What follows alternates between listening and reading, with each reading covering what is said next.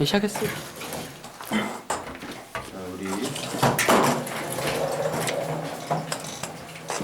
지난 시간에는 가인과 셋의 계열에 대해서 말씀을 전했습니다. 오늘도 가인과 셋에 대해서 말씀을 전할 텐데요. 창세기 1장부터 11장까지는 인류의 일반 역사를 얘기합니다. 그러니까 창세기를 여러분들 쭉 읽으실 때 1장부터 11장까지 인간, 그러니까 아담이 인간이란 뜻이거든요. 아담이 사람이란 뜻인데 사람의 역사가 이렇게 인류 역사가 11장까지 쭉 되는구나. 그리고 1장부터 3장까지는 특히 이 하나님의 주권으로 창조와 또 타락과 구속, 우리 창세기 3장 15절 봤죠? 여기에 이미 성경의 전체 내용이 다 나와 있다는 겁니다. 그래서 창세기 3장에 보면 이제 하나님이 창조하시고 구원 사역을 하셨는데 사람이 타락을 하게 되는 거죠. 죄를 져서. 창세기 3장 22절에 보면 우리 3장 22절 한번 볼까요? 3장 22절에 여호와 하나님이 이르되 보라 이 사람이 선악을 아는 일에 우리 중 하나같이 되었으니 그가 그의 손을 들어 생명나무 열매도 따먹고 영생할 거나 하노라 하시고. 그러니까 사람이 타락함으로 말미암아 하나님처럼 선악을 아는 일에 같이 됐다. 즉 하나님의 자리에 올랐다라는 것이 바로 인간의 모습이라는 거예요. 그러니까 하나님의 뜻이 아니라 이제 사람의 뜻대로 됐다는 것. 사람이 선악을 판단한다는 것이죠. 하나님이 판단해야 되는데 사람이 판단하는 지경에 이르렀다는 것이 바로 3장까지의 모습이고, 이제 4장부터 9장까지는 이제 인간의 본격적인 왕됨이 나와요. 하나님이 왕이 돼야 되는데 인간이 왕이 되는 모습이 쭉 나옵니다. 그래서 여러분 6장 한번 볼까요? 지난 주는 4장 아벨과 가인의 후손과 셋의 후손을 봤는데, 여러분 6장 한번 보시면 6장 4절을 한번 보세요. 6장 4절 함께 읽을까요? 시작. 당시의 땅에는 네피림이 있었고 그 외에는 하나님의 아들들이 사람의 딸들에게로 들어와 자식을 낳았으니 그들은 용사라 고대의 명성이 있는 사람들이었더라. 자, 네피림이란 사람이 나오고, 이 네피림이란 자들은 하나님의 아들이었는데 사람의 딸들과 결혼을 했다라고 얘기해요. 그러니까 하나님의 아들이라는 거는 셋의 계열입니다. 사실 하나님의 자녀들. 사람의 딸들이라는 건 뭐냐면 가인의 계열이에요. 그러니까 셋의 계열에 가인이 침투했다라는 얘기입니다. 그래서 누가 나오느냐? 이런 네피림 같은 용사가 나온 거예요. 용사는 뭐냐면 정복자거든요. 정복자? 나폴레옹, 징기스칸 이런 정복자들. 정복이라는 거는 내가 왕이 된다는 겁니다. 그러니까 이 본격적으로 이제 국가가 생기고 부족이 생기고 본격적인 전쟁이 생긴다는 거예요. 어느 때부터? 사실 가인의 후손 라멕 때부터. 라멕이 성을 쌓았는데 이게 어떤 성입니까? 에녹 성이라고 해요. 에녹. 그래서 이제 에녹 성을 쌓았다라는 것은, 성을 쌓는 거는 이제 하나님이 보호하는 것이 아니라 내가 보호를 한다는 거예요. 내가 내 힘으로 보호를 한다. 그것이 바로 인간의 타락의 모습이고, 이 네피림이 정복자인데 창세기 10장 8절에 또 네피림이 나옵니다. 창세기 10장 8절에 보면 함의 아들 구스가 나오죠. 구스가 또 니므롯을 낳았으니 그는 세상의 첫 용사라. 그가 여호와 앞에서 용감한 사냥꾼이 되었으므로 속담에 이르기를 아문은 여호와 앞에 니므롯같이 용감한 사냥꾼이로다 하더라. 자, 정복자 또 사냥꾼, 니므롯, 이것들이 다 가인의 후예들의 가장 높은 자리, 즉 왕의 자리에 오르는 모습이 바로 네피림과 니므롯이에요.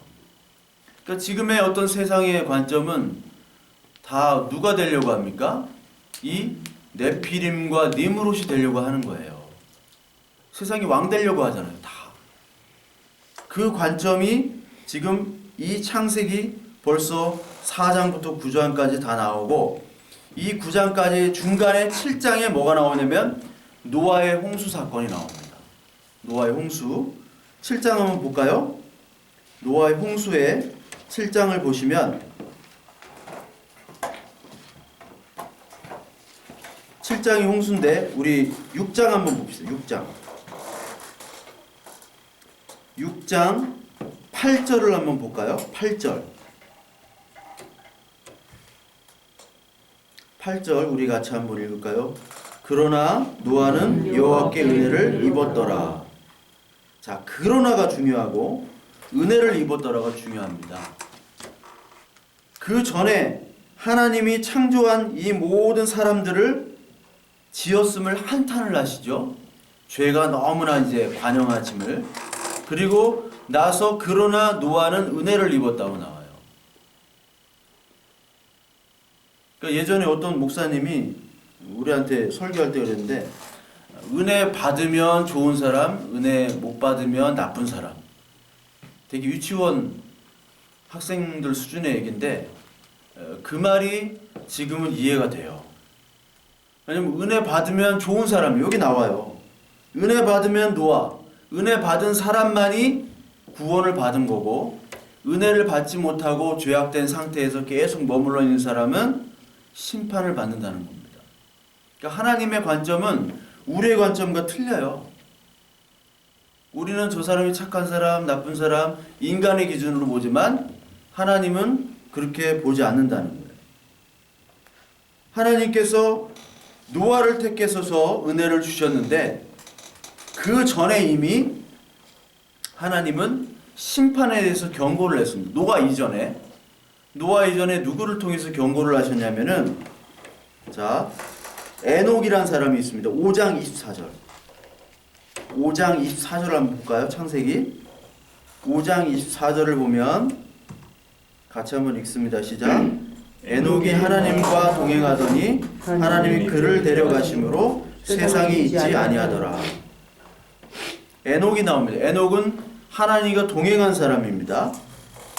그리고 하나님과 동행했다는 것은 많은 의미를 포함을 하는데, 그리고 에녹은 승천을 하게 되죠. 하늘로 올라갑니다. 근데 동행한 그 시점에서 에녹은 무엇을 했을까? 에녹이 바로 하나님에 대한 심판, 하나님이 구원하시고 동시에 심판하시는 그 하나님, 그리고 죄에 대해서 에녹이 선포를 하다가 갑니다. 그게 어디 나오면 유다서 볼까요? 유다서는 신약성경 요한계시록 앞에 있습니다. 유다서 14절 15절 398페이지인데요. 유다서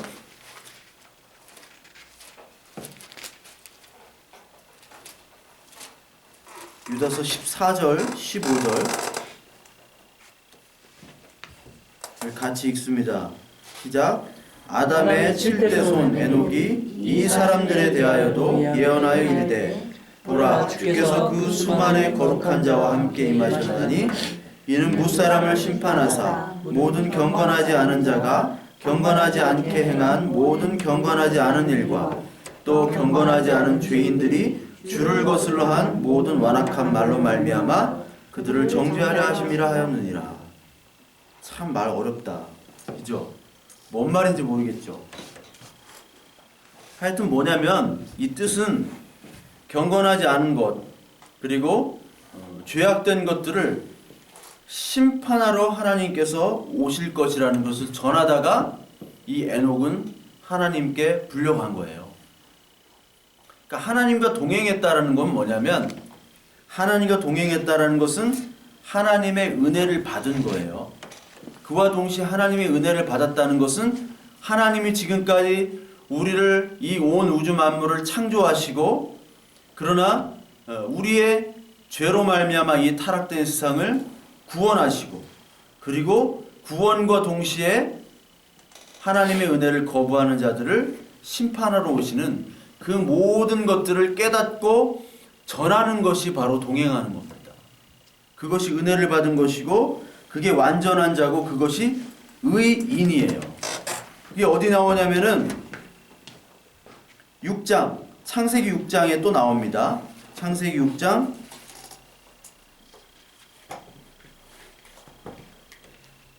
9절을 보십시오. 창세기 6장 9절. 다 보셨나요? 창세기 6장 9절. 이것이 노아의 족본이라. 노아는 의인이요 당대의 완전한 자라. 그는 하나님과 동행하였으며. 여기 또 동행이 나오죠? 노아. 그러니까 노아는 120년간 배를 만들었잖아요. 배 길이가 150m짜리 배를 120년간 만들면서 온갖 조롱과 핍박과 미쳤다고 하는 그런 경멸의 소리를 들으면서도 하나님의 심판을 얘기했습니다. 그것이 은혜 받은 자의 모습이고 바로 하나님과 동행하는 자이며 그것이 의인이에요. 이 하나님의 모습들, 하나님의 역사들을 이 에녹과 그리고 우리 지금 보는 노아는 전하다가 간 겁니다. 그러니까 에녹과 이 노아는 누구를 상징하는 거예요, 그러면? 그리스도를 상징하는 거죠. 그리스도께서 구원과 심판을 전하셨죠. 복음을 전하시다가 죽으시고 승천하셨잖아요. 에녹도 하늘로 갔잖아요. 노아도 마찬가지로 전하다가 구원을 받았고.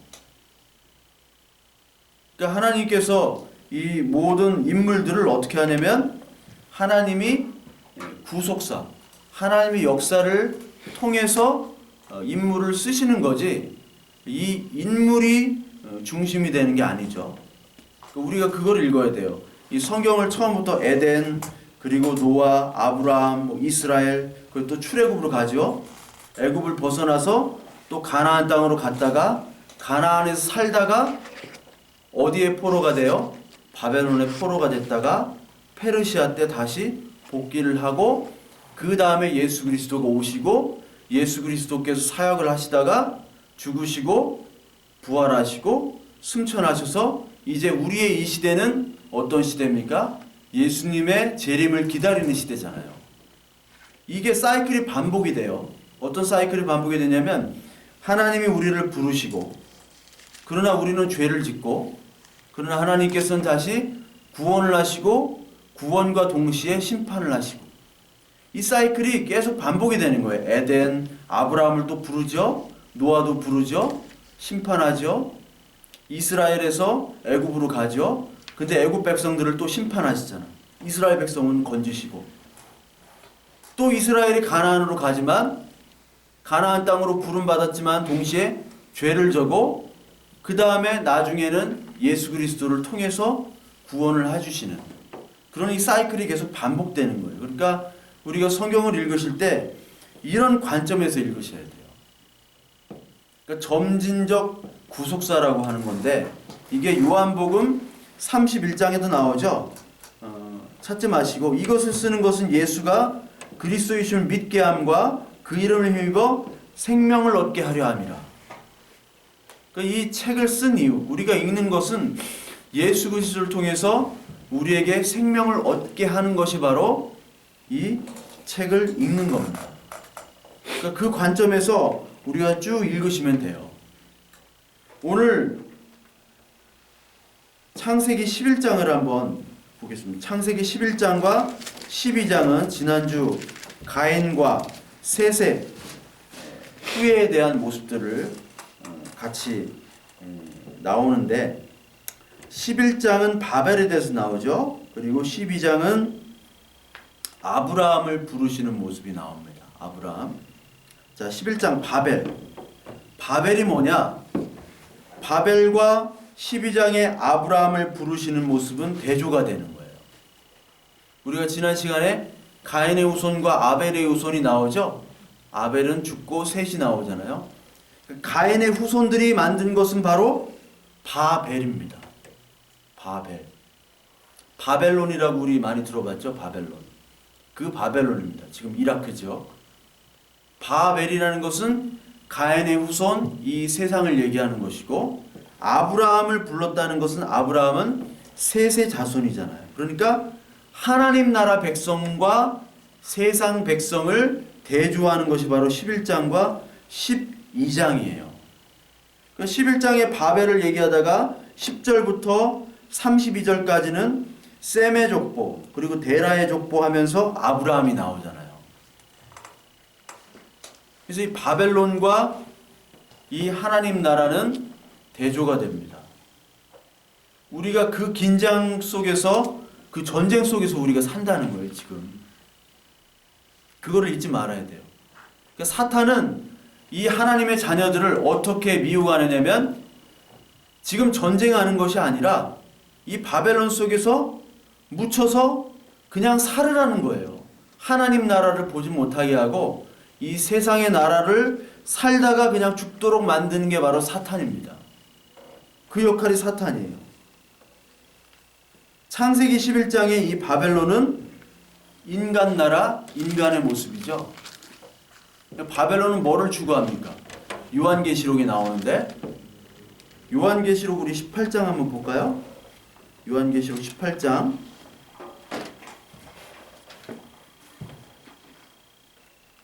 요한계시록 18장을 보면 바벨론의 특징이 뭐냐면 크다는 겁니다. 18장 2절, 힘찬 음성으로 외쳐 이르되 무너졌도다 무너졌도다 큰 성 바벨론이요. 바벨론은 큽니다. 그리고 바벨론은 귀신의 처소와 각종 더러운 영이 모이는 것과 더럽고 가증한 새들이 모이는 곳이 되었도다. 바벨론은 큰 것이고 인간의 문화고, 그리고 하나님을 거부하는 문화며 결국은 멸망하는 것이 바로 바벨론입니다. 하나님은 그렇게 얘기를 하고 있어요. 가인의 문화, 가인의 후손들은 다 멸망한다고 나와요. 우리 16장, 계시록 16장 19절 한번 볼까요? 16장 19절 여기 또 나옵니다. 우리 한번 읽을까요? 시작. 큰 성이 세 갈래로 갈라지고 만국의 성들도 무너지니 큰 성 바벨론이 하나님 앞에 기어가신 바 되어 그의 맹렬한 진노의 포도주잔을 받으매. 자, 큰 성이 또 나오죠. 그리고 무너진다고 나와요. 17장 5절 한번 봐봐요. 17장 5절 시작. 그의 이마에 이름이 기록되었으니 비밀이라 큰 바벨론이라 땅의 음녀들과 가증한 것들의 어미라 하였더라. 자, 큰 바벨론이 또 나옵니다. 그리고 땅, 음녀, 가증한 것의 어미다. 그리고 6절부터 쭉 또 나와요. 이 바벨론에 대해서. 바벨론은 결국 멸망하는 인간의 나라예요. 인간의 나라. 이게 창세기 11장의 바벨탑을 쌓은 그 인간들이 하나님께서 또 흩으신 것과 동일한 겁니다. 근데 하나님의 나라, 즉 12장 아브라함을 부르신 그 하나님의 나라는 어떤 나라냐? 여기 보시면 새하늘과 새 땅이 나오죠. 요한계시록 21장 한번 볼까요? 요한계시록 21장 2절 같이 읽습니다. 또 내가 보매 거룩한 성 새 예루살렘이 하나님께로부터 하늘에서 내려오니 그 준비한 것이 신부가 남편을 위하여 단장한 것 같더라. 자, 크다는 것과 대조적인 게 어떤 형용사가 썼습니까? 어떤 성? 거룩한 성. 그러니까 하나님의 나라는 거룩한 나라. 거룩하다는 게 세상과 다르다는 겁니다. 그러니까 인간적으로 뭐 인격적이고 막 훌륭하고 잠도 안 자고 먹을 것도 안 먹고 막 그런 분들이 있죠. 거룩한 것처럼 고상하게. 그게 아니라 거룩하다는 것은 세상의 방식과 다르다는 거예요. 그러니까 하나님 나라, 이 아브라함의 나라, 아브라함으로부터 이어지는 그 하나님의 나라는 세상이 생각하는 나라와 다르다. 인간이 생각하는 나라와 다르다. 즉 하나님 나라는 보입니까? 보이지 않습니까? 보이지 않아요. 근데 세상 나라는 보여요? 보이죠? 그러니까 이 세상 나라 바벨론 속에서 하나님의 나라를 추구하는 믿음의 자녀들이 살기가 힘든 거예요. 왜? 안 보이니까. 뜬구름 잡는 것 같잖아요. 믿음으로 살자. 하나님의 말씀에 순종하자. 우리 바벨론을 거절하자. 이 자본주의 시대 때, 이 권력의 시대 때 어떻게 거부를 해요? 생존 경쟁의 시대 때. 그래서 힘든 거예요. 보이지 않는 것이기 때문에. 그래서 가인의 나라는 우리 교회, 우리의 믿음의 사람들을 침투해가지고 뭘로 옮기느냐? 이 보이지 않는 하나님의 나라를 보이는 것으로 만들려고 해요. 하나님께서 보이지 않는 하나님이 모세를 통해서 또 여호수아를 통해서 하나님께서 가나안 땅으로 인도를 하셨죠. 그런데 사무엘 때 와가지고 우리 무슨 말 하는지 잘 모르죠? 예? 모태 신앙들 잘 모르죠? 어? 알아? 응? 사무엘 때, 사무엘이 마지막 사사인데 사무엘 때 백성들이 뭐라고 하냐면 우리도 다른 나라처럼 왕을 주세요. 그럽니다. 그 당시 왕이 없었어요. 이스라엘은. 왕은 하나님밖에 없어. 근데 하나님 보여야지. 그러니까 다른 나라처럼 왕의 제도, 군사, 보이는 조직체를 만들자 그 얘기예요. 그때부터 이제 하나님, 보이지 않는 하나님을 거부한 거잖아요. 그러니까 이 싸움입니다. 보이는 것과 보이지 않는 싸움. 우리 고린도후서 4장을 한번 볼까요? 고린도후서 4장 7절을 한번 봐요. 4장 7절 신약성경 289페이지.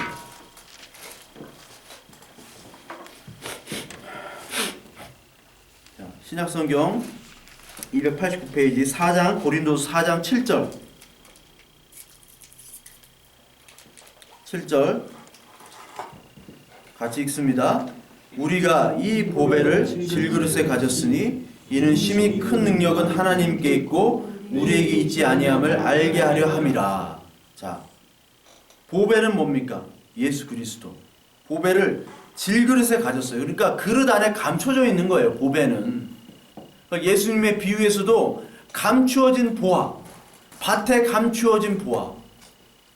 밭 안에를 봐야 되는데 우리는 밭밖에 못 봐요. 밭만을 보라는 것은 가인입니다. 그 안에 있는 보배를 보라는 것은 하나님 나라, 아브라함 후손들이에요. 이 사탄은 계속해서 질그릇을 금그릇으로 만들어라, 은그릇으로 만들어라, 다이아몬드로 만들어라 그래요. 대신 그 안에 거는 꺼내지 마. 이렇게 얘기하는 거예요. 보이는 것이 아니라. 그와 동시에 우리 7절에 보니까 능력이 어디에 있어요? 하나님께 있고 우리에게 있지 않다. 즉 믿음의 사람들은 하나님의 힘으로 하는 것이지 사람의 힘으로 하는 것이 아닙니다. 근데 바벨론은 사람의 힘으로 해요. 하나님의 은혜를 받고 싶어요. 은혜가 어딘지 모르잖아요. 그 은혜를 가시적인 것으로 만들어요. 아, 믿음을 갖고 싶어요. 믿음을 갖고 싶어?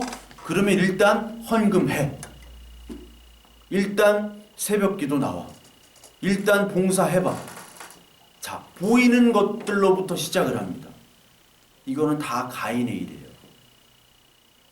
저 사람 믿음이 있냐 없냐를 다 측정으로 바꿉니다. 그게 가인의 일이에요. 보이는 일로 만드는 거예요. 왜? 은혜가 보이지 않으니까. 하나님 보이지 않으니까. 그래서 바울은 고린도서 4장에 또 무슨 말을 해? 16절, 17절, 18절이 나오는데 자, 18절 한번 볼까요? 18절. 고린도후서 4장 18절. 자, 시작. 우리가 주목하는 것은 보이는 것이 아니요 보이지 않는 것이니 보이는 것은 잠깐이요 보이지 않는 것은 영원함이라. 우리가 주목하는 것은 보이는 것이 아니에요. 그러니까 보이는 것으로 주목하지 말라는 얘기예요. 그러니까 보이는 저를 주목하면 안 돼요. 말에 주목해야 되고, 그리고 목사의 말도 주목하지 말아요. 내가 최고 듣기 싫은 게 목사님 설교가 은혜로워서 최고 듣기 싫어. 하나님을 만나야지 왜 목사를 만나? 볼 게 뭐가 있다고.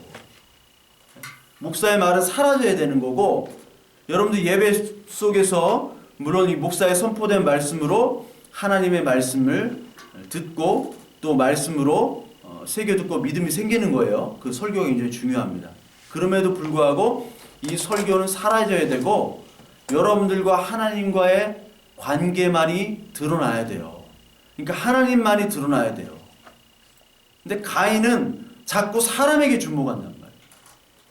그러니까 사람 좋아했다가 사람한테 실망하면 떠나. 그게 무슨 믿음이에요. 그건 다 가인의 일입니다. 오늘 4장 18절처럼 보이지 않는 것, 즉 하나님의 통치 방식은 인간의 힘이 아니라 그리고 보이는 것이 아니라 오직 하나님만을 의지하고 그리고 보이지 않는 것을 가지고 하는 거예요. 그러니까 가인은 모든 힘의 기준, 선악 판단의 기준이 누구냐? 인간입니다. 그러나 셋의 후손, 우리 예수 그리스도를 믿는 교회는 인간이 아니라 오로지 하나님이에요.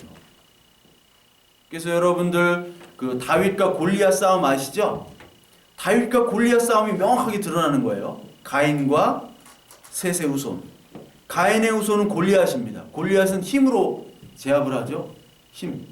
거기 3m 되는 힘으로 제압을 할 때 다윗은 뭘로 나가요? 여호와의 이름으로 나오잖아. 그 싸움이에요. 그 싸움은 뭐냐면 지난주에도 얘기했잖아요. 다윗과 골리앗. 이거는 블레셋 족속 그 가드 용병과 이스라엘 백성이 대결하는 것이 아니에요. 그 의미는 뭐냐면 이 세상 바벨론의 대표와 하나님의 언약 백성 대표인 다윗과의 싸움을 얘기하는 거예요. 즉 오늘 이 시간에 영적인 싸움이라고, 신앙의 싸움이라는 거예요. 계속 가인의 계열들은 아벨의 계열을 공격합니다. 어떻게든지 교회를 공격해요. 뭘로 만드느냐? 야, 믿음을 보이는 것으로 만들어봐. 야, 하나님이 어딨어? 보이는 하나님으로 한번 해봐. 야, 인간의 힘으로 해야지. 야, 기도한다고 되냐? 어? 그렇게 노력해야지. 열심히 해야지. 뭐 기도한다고 다 되고 하나님 어딨냐? 한번 해봐라. 그것으로 계속 침투를 해요. 대표적인 게 뭐냐면 아브라함이 75세 때 하나님이 딱 나타나가지고 야, 너한테 아들을 주겠다 했는데 25년 동안 답이 없어. 25년 동안 답이 없으면 이거 미칠 노릇이잖아요. 그럼 양자를 입양하던가 아니면 딴 여자를 해가지고 아들을 주던가 그 생각이 나겠죠. 그래서 아브라함이 선택한 게 뭐예요? 하갈이라는 여자를 통해서 이스마엘을 낳잖아요. 그게 바로 인간의 힘, 가인의 침투입니다. 25년 동안 기다려야 돼요. 우리도 25년 동안 기다려도 교인이 한 명도 안 늘어도 기다려야 돼. 기다려야 돼. 헌금이 없고 식비가 더 나와도 그건 기다리기 좀 힘들 것 같아. 그래도 기다려야 되는 거예요. 그게 바로 가인의 일이에요. 아니, 셋의 일이에요. 하나님의 일인데 아브라함은 그거를 기다리질 못했어요. 성경은 계속해서 이 싸움을 얘기하는 거예요. 그래서 마지막 누가 해결을 하시냐? 가인이 아벨을 계속 이겨요. 이 셋을. 우리 힘으로 될 수가 없어. 우리는 계속 인간적인 마음 그리고 죄된 마음이 역사하기 때문에 우리가 믿음으로 살기가 정말 힘듭니다. 그렇기 때문에 누가 오셨느냐? 그 가인의 마귀의 일을 멸하기 위해서 예수 그리스도께서 오신 겁니다. 그래서 우리 성경을 볼 때 계속 이 싸움이 일어나는 거예요. 인간과 인간의 일과 하나님의 일이 계속해서 일어나요. 성경을 보실 때 여러분 뭐를 봐야 되냐? 가인의 일을 보시고 그리고 하나님의 일을 보시고 동시에 가인의 일에 대한 것들을 우리는 하나씩 지워버리셔야 돼요. 성경을 읽으실 때. 성경을 읽을 때 이렇게 읽는다고. 요셉 같은 거 읽으면은, 그럼 창세기 한번 45장 볼래요? 창세기 45장 한번 봐요. 여러분, 요셉 하면 뭐가 생각납니까? 요셉. 총리가 됐죠? 노예 13년 생활 정리하고 총리가 됐어요. 그리고 요셉 하면 옛날에 하도 막 요셉처럼 꿈을 꿔라, 막 비전의 사람 요셉. 요셉은 꿈을 꾼 적이 없어요. 꿈을 딱 한 번 꾸고 감옥에서도 꿈을 꾼 적이 없어. 근데 책에서는 뭐 감옥에서도 그 비전을 품고 살았대. 품은 적이 없어. 일하느라고 바빠가지고 품은 적도 없고 다 잊어버렸어요. 요셉은 인간 극장, 인간 극복기, 그 노예에서 총리로 된, 그래서 많은 부모님들이 우리 아들, 딸도 요셉 같은 개천에서 용나도록 막 기도하고 헌금하고 막 그랬거든. 근데 요셉의 일은 뭐냐면 그 말이 아니라 45장 5절부터 8절 같이 한번 읽어봐요. 45장, 창세기 45장 5절에서 8절 같이 읽습니다. 시작. 당신들이 나를 이곳에 팔았다고 해서 근심하지 마소서. 한탄하지 마소서. 하나님이 생명을 구원하시려고 나를 당신들보다 먼저 보내셨나이다. 이 땅은 2년 동안 흉년이 들었으나 아직 5년은 밭가리도 못하고 추도 못할지라. 하나님이 큰 구원으로 당신들의 생명을 보존하고 당신들의 후손을 세상에 두시려고 나를 당신들보다 먼저 보내셨나니 그런즉 나를 이리로 보낸 이는 당신들이 아니요 하나님이시라. 하나님이 나를 바로에게 아버지로 삼으시고 그 온 집의 주로 삼으시며 애굽 온 땅의 통치자로 삼으셨나이다. 내가 잘나서 총리가 된 것도 아니고 당신들이 그 형제들이 생매장 하려는 거 팔았잖아요. 노예로 팔아서 이렇게 됐는데 당신들이 미안해할 필요 없다. 왜냐하면 하나님이 나를 당신들, 즉 이스라엘 모든 백성들, 하나님의 택한 자손들을 구하기 위해서 나를 먼저 이 땅에 보낸 거예요. 누가? 하나님이. 그러니까 하나님이 주제지 요셉의 성공담을 담는 것이 아니에요. 근데 가인들은 자꾸 요셉의 성공담을 담아요. 보이는 것으로. 믿음을 가시화해라. 결과물을 내라고 그래요. 결과물을 자꾸 가인들은. 그게 아니에요. 이 땅의 결과물을 추구하는 것은 가인입니다. 우리가 한번 봐요. 얼마나 결과물에 목말라 있는가. 다 가인의 일이라는 거예요. 여러분, 홍해 열재앙도 마찬가지예요. 홍해 갈라지고 그 전에 10가지 재앙을 주셨죠. 근데 여기에만 주목을 하는 거예요, 사람들이. 그래서 예수님께서도 많은 기적과 이적을 행하셨는데 특히 오병이어 기적 때 많은 사람들이 따랐을 때 예수님이 뭐라고 얘기합니까? 많은 사람들이 따른 이유는 니들이 배가 불러서 빵을 먹고 배가 불러가지고 따르는 것이지 나 예수 그리스도 자체를 따르는 것이 아니라고 그러셨죠. 그러니까 10가지 재앙 주시고 홍해바다 갈라지게 한 것은 바로 무엇 때문이냐? 하나님이 그런 이적에 주목하라고 그렇게 부르셨겠어요? 아니죠. 왜 불렀냐면 출애굽기 19장에 나옵니다. 한번 볼까요? 출애굽기 19장 6절부터 7절까지. 출애굽기 19장 6절 5절 7절입니다. 5절 7절. 제가 읽을게요. 110페이지인데 세계가 다 내게 속하였나니 너희가 내 말을 잘 듣고 내 언약을 지키면 너희는 모든 민족 중에서 내 소유가 되겠고 너희가 내게 대하여 제사장 나라가 되며 거룩한 백성이 되리라. 너는 이 말을 이스라엘 자손에게 전할지니라.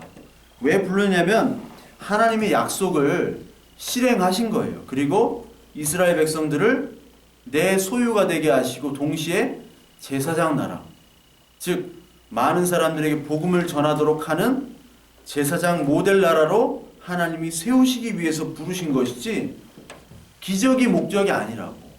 기적과 이적은 이 언약을 성취하시기 위해서 한 과정이지, 기적은. 그래서 이 출애굽기를 어떤 학자는 출애굽기가 아니라 시내산에서 하나님의 말씀을 받거든요. 그래서 시내산 언약궤가 맞다. 즉 기적과 이적, 출애굽을 탈출하는 그런 과정이 사실 어떻게 보면 클라이막스처럼 보이는데 진짜 클라이막스는 바로 19장부터 20장 10계명을 그 시내산에 받는, 그러니까 하나님의 언약들이 실행되는 그 과정이, 그 모습이 바로 가장 출애굽의 핵심이다 해서 시내산 언약궤라고 하는 사람도 있어요. 우리가 그렇게 봐야 돼. 중풍병자 환자도 마찬가지예요. 마가복음 2장 1절에 중풍병자 걸린 환자들을 친구들이 지붕 뜯어가지고 이렇게 내리는데 친구들을 향한 헌신, 사랑, 그리고 역경을 다 고난을 극복하는 그런 인내, 불굴의 의지, 그거를 많이 강조를 했어요. 근데 그것이 아니라 마지막 예수님이 한 말씀이 뭐냐면 작은 자여 내 죄사함을 받아내니라. 즉 예수 그리스도만이 죄를 사할 수 있는 능력을 보여주시는 게 말씀의 목적이에요. 그러니까 가인들은 자꾸 인간에 주목을 해요. 욥기서 8장 7절에 보면 내 시작은 미약하였으나 내 나중은 심히 창대하리라. 식당마다 걸려있죠. 내 시작은 미약하였으나, 이게 뭐냐면 하나님이 한 말씀이 아니라 그 빌닷이란 친구가 한 말이에요. 그러니까 이 말은 뭐냐면 네 욥이 너 정말 잘못했는데 자꾸 잘못 안 했다고 그러는데 네가 정말 하나님께 잘못했다고 시인하고 용서를 구하면 네가 지금 이렇게 고난에 처했지만 나중엔 하나님이 다 용서해 주시고 은혜를 베푸실 거다. 이 나쁜 놈 새끼야. 응? 이 도둑놈아. 응? 그렇게 얘기를 하는 거예요. 왜 네 죄를 숨기느냐. 조롱으로 얘기하는 거거든요. 그러니까 여러분 욥기 지난주에 설명했나요? 제가? 욥기는 뭐를 나타내냐면 첫 번째는 이방인, 욥이 이방인이잖아요. 이방인이 벌써 그때 하나님의 선교로 들어왔다는 거예요. 하나님 구속 역사. 사실 하나님은 이방인과 이스라엘 백성을 따로 두질 않았어요. 아브라함도 이방인이거든. 그게 첫 번째고, 두 번째는 욥은 인과관계를 다 끊습니다. 자, 제가 죄를 졌기 때문에, 욥이 죄를 졌기 때문에 저런 벌을 받는다 하는 게 인과관계예요. 인과관계. 세상은 인과관계로 돌아가죠. 특히 불교 같은 데는 인과관계입니다. 초기 불교, 상좌 불교라고 하는 소승 불교 초기는 인과관계예요. A가 있기 때문에 B가 있고 C가 있고 D가 있고, 그래서 순서대로 역순으로 제거하는 게 불교예요. 초기 불교. 역순으로. D라는 결과가 있기 때문에 그러면 C를 한번 제거해볼까? C가 생긴 건 B 때문에 우리 B를 제거하자. 그래서 마음 다스림 막 그런 거 하잖아. 화가 나도. 화가 나는 거는 화나는 거지만 마음을 다스려야 돼. 불교는 계속 인과관계로, 초기 불교는. 근데 후기 대승불교는 또 달라집니다. 그 설명하면 긴데, 그 인과관계는 세상적인 건데 이 인과관계를 다 깨는 게 욥이에요. 믿음의 백성, 하나님이 택한 백성은 다 잘 살아야 되느냐? 다 만수무강하고 가정이 다 평안해야 돼? 아니라는 거예요. 시편 34편 19절에 의인은 고난이 많다고 그랬어요. 그리고 디모데후서 3장 12절에 보면은 예수 그리스도 안에서 경건하고자 하는 자는 박해를 받느니라. 그러니까 믿음의 자녀들도 박해와 고난이 있다는 거죠. 그와 동시에 하나님을 믿는 믿음, 이건 은혜로부터 오기 때문에 그 믿음은 인과관계가 아니에요. 내가 아무리 열심히 한다고 해도 하나님의 은혜를 주시는 건 아니에요. 그게 믿음의 본질이라고 지난주에 얘기했죠. 그러니까 욥기는 그걸 깨는 겁니다. 사탄, 이 가인의 자손들은 인과관계로 신앙생활을 하는 거예요. 인과관계. 내가 더 열심히 하면 하나님이 더 뭘 해주시겠지. 그게 아니라니까. 욥은 그걸 벌써 깨잖아요. 욥이 얼마나 의인이었습니까? 그런데도 이유 없이 고난을 받는 거야. 근데 욥의 친구들은 인과관계로 생각하는 거야. 네가 죄를 졌기 때문에. 하나님의 말씀은 이 성경의 말씀은 다 방향이 있습니다. 예수 그리스도라는 방향이에요. 그 방향을 잡지 못하면 우리는 가인으로 계속 빠지고 은혜가 없는 자가 되어버립니다. 은혜가 없으면 우리 사탄이에요. 은혜가 있으면 의인이지만 은혜가 없으면 우리는 바로 사탄이 되어버립니다.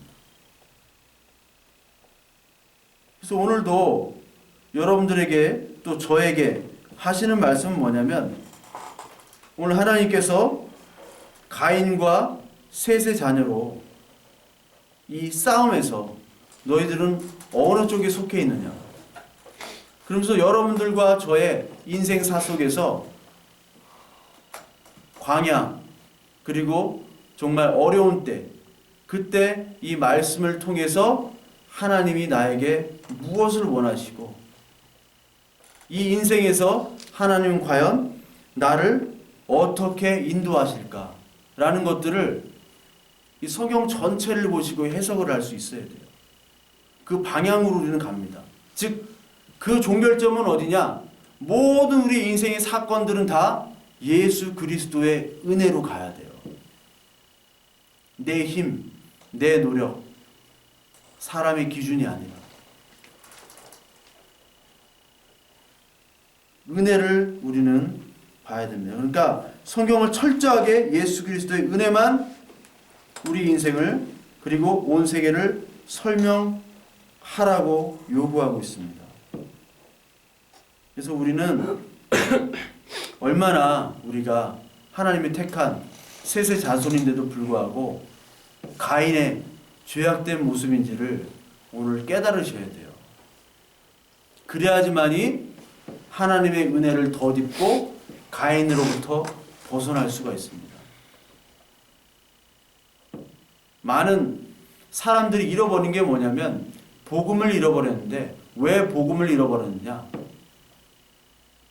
자신이 원래 가인이고 자신이 원래 죄악된 죄인임을 깨닫지를 못해서 사람을 긍정하고 사람을 신뢰하는 데서부터 복음을 잃어버렸어요. 그래서 지금도 가인, 이 사탄은 사람들을 모델로 삼으라고 합니다. 교회, 아주 훌륭한 목사들 모델로 삼아라. 어떤 교회를 모델로 삼아라. 어떤 돌아가신 분을 추모해라. 이런 식으로 사람을 섬기려고 합니다. 그것이 아니에요. 사람을 섬길 필요가 없습니다. 사람 모델이 될 수가 없어요. 모든 사람이 죄를 범하여서 하나님의 영광에 이르지 못했다고 하죠. 인간의 죄악이 얼마나 심각하냐면 인간의 죄 때문에 예수 그리스도가 돌아가셔야만 됐어요.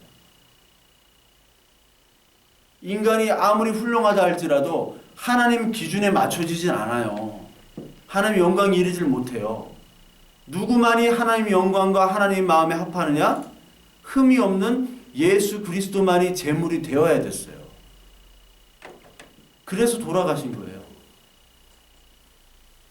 근데 우리는 아직도 예수 그리스도를 믿는다고 하면서 가인의 생각으로 빠져 있다면, 그래서 우리의 죄악보다는 하나님으로부터 뭔가를 얻을 것을 기대하며 먼저 나왔다고 한다면 벌써 시작이 잘못된 겁니다.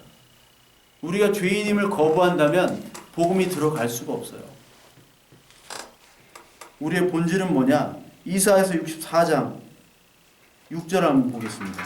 우리의 본질들을 오늘 보시면서 좀 말씀을 마치도록 하겠습니다. 이사야서 64장 6절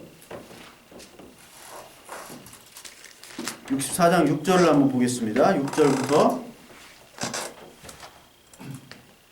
6절 시작. 무릇 우리는 다 부정한 자 같아서 우리의 의는 다 더러운 옷 같으며 우리는 다 잎사귀같이 시들므로 우리의 죄악이 바람같이 우리를 몰아가나이다. 우리는 다 더러운 옷입니다. 그리고 로마서 3장 10절 한번 볼까요? 로마서 3장 10절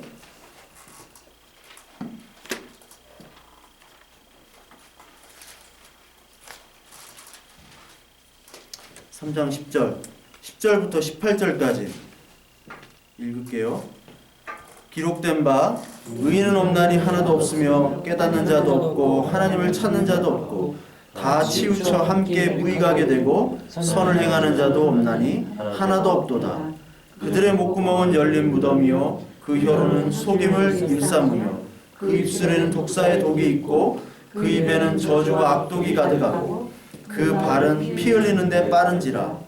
파멸과 고생이 그 길에 있어 평강의 길을 알지 못하였고 그들의 눈앞에 하나님을 두려워함이 없느니라 함과 같으니라. 이게 인간의 모습입니다. 요한일서 1장 8절 한번 볼까요? 그러니까 우리는 죄가 있을 수밖에 없습니다. 하나님 나를 불쌍히 긍휼히 여겨주세요 라고 고백해야 되는 거예요. 요한일서 1장 8절 1장 8절 388페이지 신약성경. 만일 우리가 죄가 없다고 말하면 스스로 속이고 또 진리가 우리 속에 있지 아니할 것이요. 자, 죄가 없다고 말할 수가 없는 거예요. 우리가 이렇게 죄악된 존재입니다. 하나님, 나 죄인이니 하나님 은혜만을 바랍니다. 이것이 셋의 모습입니다. 하나님이 온 판단의 기준이에요. 마태복음 22장에도 22장 10절 이후에도 하나님의 잔치, 그 천국 잔치 때 아무도 안 오니까 하나님께서, 예수 그리스도께서 뭐라고 얘기합니까? 착한 자든지 나쁜 자든지 모두 오라고 해라. 그렇죠? 인간의 기준을 때 죄는 착하네, 죄는 나쁘네요. 그런데 판단을 어떤 걸로 합니까? 다 오라고 해놓고 예복을 입었느냐 안 입었느냐 가지고 쫓아내고 들어오게 합니다. 그 예복은 바로 그리스도의 옷, 바로 가죽옷, 창세기 3장에 나오는 가죽옷, 그리고 그리스도의 옷이죠. 그러니까 인간의 판단 기준으로는 저 사람이 나쁘다, 좋다, 이것이 하나님 앞에는 아무 의미가 없다는 거예요. 인간의 판단에서 여러분 돈, 권력, 명예가 판단 기준 아닙니까? 근데 하나님 앞에서는 그게 아무것도 판단 기준이 되지 않아요. 국회의원을 보세요. 국회의원. 우리 인간이 만들어 놓은 기준을 가지고 국회의원, 대통령이 가장 높은 자리를 차지합니다. 그러나 하나님 볼 때는 백수예요, 백수. 안 그래요? 국회의원 하는 일이 뭐 있어? 맨날 이렇게 이것만 하고 아무것도 안 하고. 하나님 앞에서는 아무것도 아니에요. 그 유명한 연예인들 하나님 앞에서 아무것도 아니에요. 인간이 만들어 놓은 기준 속에서 서로가 칭찬하고 칭찬받고 인기 얻고 돈 얻고 하지만 우리는 어느 순간 죽음으로부터 자유할 수 없는, 어느 순간 우리는 사라지는 존재잖아요. 그 사실 앞에서는 그건 아무것도 아닌 거예요. 하나님의 판단에서는 아무것도 아닌데 우리 셋의 자손은 그걸 깨닫고 하나님의 은혜만을 가지고 살아야 되는데 그렇지 못하고 가인의 보이는 것, 사람의 판단 기준을 가지고 그들이 원하는 것들을 쟁취하려고 우리가 온갖 수단과 방법을 다 동원한다면 그것은 바로 파멸의 길에 접어든 것이라고 우리는 봐야 됩니다. 노력하지 말라는 얘기는 아니에요. 노력하지 말라는 얘기가 아니라 우리가 마땅히 해야 될 바와 우리가 그것을 경계해야 할 바, 그거를 구분하라는 거예요. 이런 전투가 벌어지고 있다. 즉 결국에는 뭐냐? 하나님 은혜밖에 없다.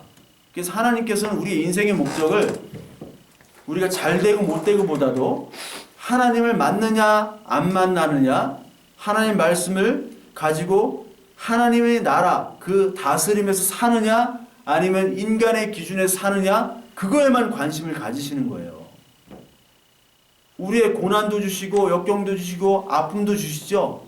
그 이유는 뭐냐? 홍해바다 끝까지 몰고 가시는 거예요. 사람에 따라 그 정도가 다르겠지만 하나님이 사람에 따라 홍해바다 끝까지 가야지 손을 든다고. 하나님 살려주세요. 뒤에는 바다죠. 앞에는 애국 군사들이 쳐들어오죠. 뒤로거나 앞으로거나 어차피 죽을 건 마찬가지. 그러니까 어떻게 돼요? 하늘을 보잖아요. 하늘을 보게 하신다고요. 왜? 우리의 불순물들을 다 태우시기 위해서 그러는 겁니다. 하나님을 찾지 못하게 하는 그 더러운 가인의 불순물들을 다 태우고자 하기 위해서 우리들에게 어려움도 주시고 아픔도 주시고, 왜? 하늘 소망만 바라보라고. 로마서 5장 한번 보세요. 로마서 5장 3절. 로마서 5장 3절입니다. 3절 4절 245페이지 우리 읽습니다. 시작. 다만 이뿐 아니라 우리가 환난 중에도 즐거워하나니 이는 환난은 인내를, 인내는 연단을, 연단은 소망을 이루는 줄 알미로라. 연단과 환난, 이것이 바로 하나님 나라, 예수 그리스도의 부활 소망으로 가는 지름길입니다. 그러니까 여러분, 어떤 환난과 아픔 속에서도 소망을 잃지 말고, 사람의 판단, 인간 세상의 판단 기준에 내가 못 미칠 수도 있어요. 그렇다고 여러분 기죽으면 안 됩니다. 그거는 아무 판단, 우리 인간, 죄악된 인간, 가인들이 만들어 놓은 기준이라는 거예요. 그걸 명심하셔야 돼요.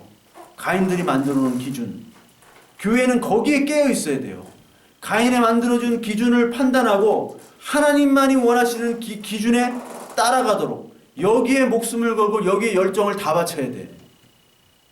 가인의 열정을 바치는 사람들은 너무 많아요. 그런 교회도 많고, 하나님 기준이 무엇인지를 구분하며 거기에 목숨을 걸고 거기에 열정과 에너지를 다 쏟는 교회는 정말 극히 드뭅니다. 뭐가 뭔지를 구분을 못하는 거예요. 사탄은 구분을 못하게 합니다.